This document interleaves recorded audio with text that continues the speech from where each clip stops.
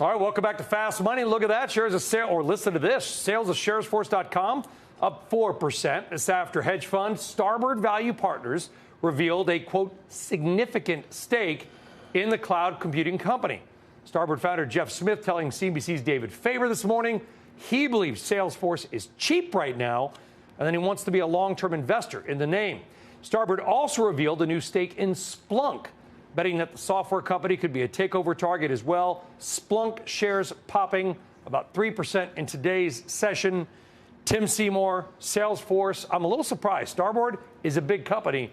Salesforce is a very big company to be trying to take a little activist stake in. Well, but part of this is just putting pressure and jostling a little bit. They don't like the business mix. They don't like the margin. They think they should be growing more than 20%. And this is an environment where this company's had enormous growth. By the way, Salesforce has also been growing through acquisition. And at some point, that becomes a little difficult. Talk to Oracle, even though successfully done. So it gets back to a place where you look at companies like this, and certainly in the software space, the multiples were not things we were comfortable with 6 months ago, certainly not a year ago. And the question is, do you want to pay them here? I think in Salesforce, you start to want to own this thing. Dan, Nathan, your take on CRM?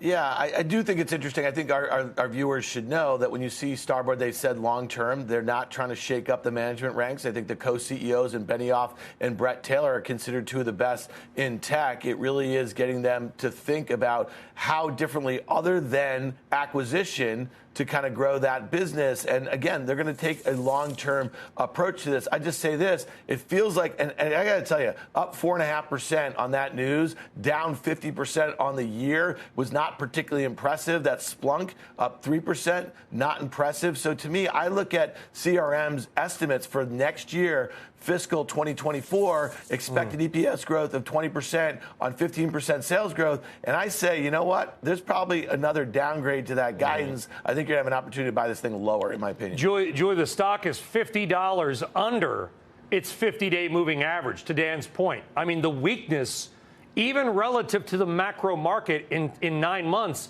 has been, overwhelming.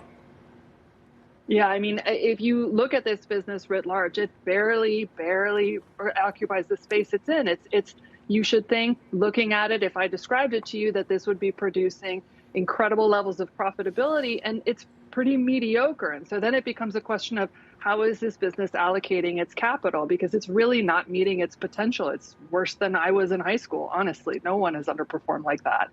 And I think long term, you have to be wondering, if this is just a business that's going to grow through acquisition, why should I own that? I'm perfectly competent at diversifying my portfolio. I don't need a company to do that.